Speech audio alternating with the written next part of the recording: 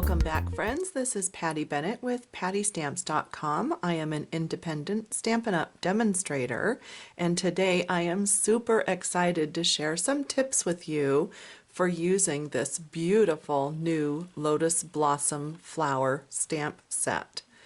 This is what the stamp set looks like, and it is a free selection that you might pick in our celebration catalog, and those are the free items that you can select with your $50 order from January 6th to March 31st, 2015.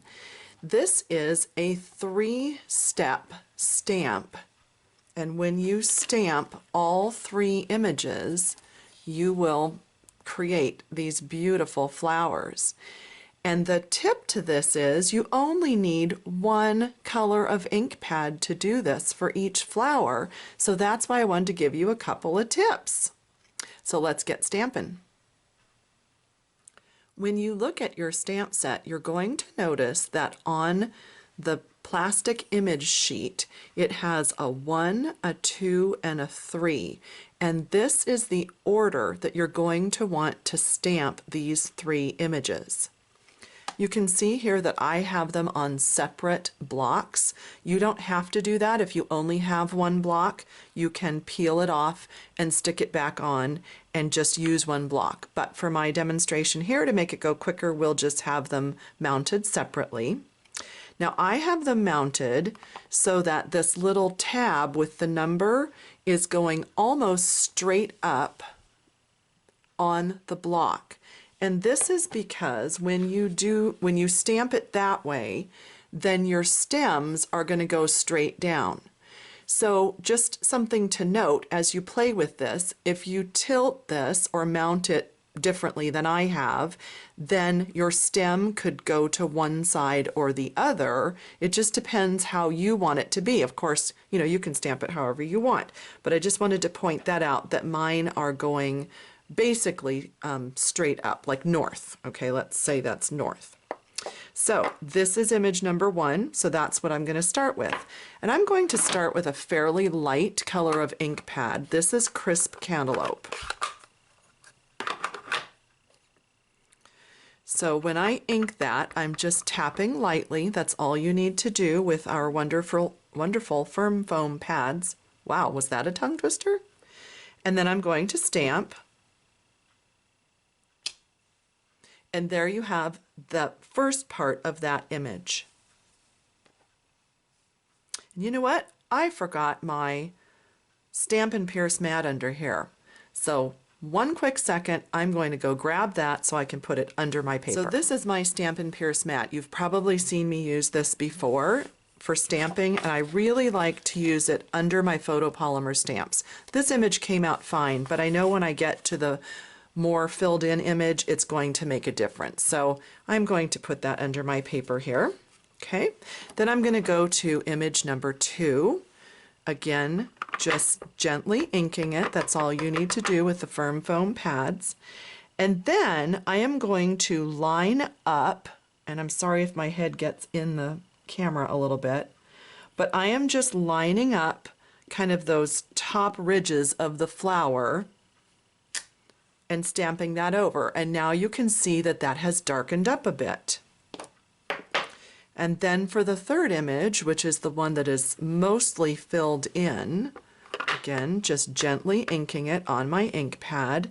I'm lining it up in the same general area, and it's okay if these don't line up perfectly, because you're really not going to be able to tell that it's not exactly lined up. Now this one, that's pretty good, lined up pretty well. And as that dries, you're actually going to see that it's going to come out more like this with a little more definition. So that is the Crisp Cantaloupe, and the 3 layers of the same color, that's just beautiful together. So with any of your lighter colors, you're going to do exactly what I just did. You stamp 1, 2, and 3 the same color on top of each other, and you're just going to get these different definitions of the same color. I mean, isn't that quick and easy? I love this. Now the only difference is when you get to darker colors like the Blackberry Bliss or Rich Razzleberry, something pretty dark, let me show you what you need to do just slightly differently. Okay, so when you get to a slightly darker color, like the Blackberry Bliss that I used here on this image, you're going to need to stamp off on that last image. So let me show you how I did that. Here's that first image again, inking gently in Blackberry Bliss, stamping straight down, lift up. The second image, inking very gently. And this one I could stamp right on top, or what I'm going to do is I'm just going to gently stamp on a scratch paper first. That's called stamping off. And then I'm going to add that ink to this one so that it is lighter on top of that first image. Now for the third one, since this is so solid, this would be really dark on here. I'm actually going to stamp it off twice on my scratch paper and then place it right on here. And then you're going to see the beautiful definition that you get. One ink pad stamped 3 times with the 3 different images, but stamping off that last one really helps with that. So isn't that great? I am just in love with this stamp set. I just think these are absolutely beautiful, and I know your comments were so kind. Thank you when I blogged these a couple weeks ago. So I hope you have a lot of fun using this set. You can make yourself a little chart like this, like my friend Cindy and I did, and we just played with different colors and figured out which ones needed to be stamped off, and then we wrote that down so that we wouldn't forget how we accomplished that.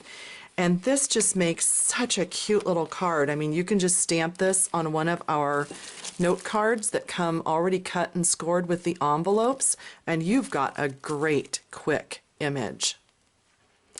If you ever need more information about any of my videos, you can click down below here under the description and click on more, and I always try to link directly to my blog post so that you don't have to search on pattystamps.com, and then you can link right to more information about this and how to place your orders.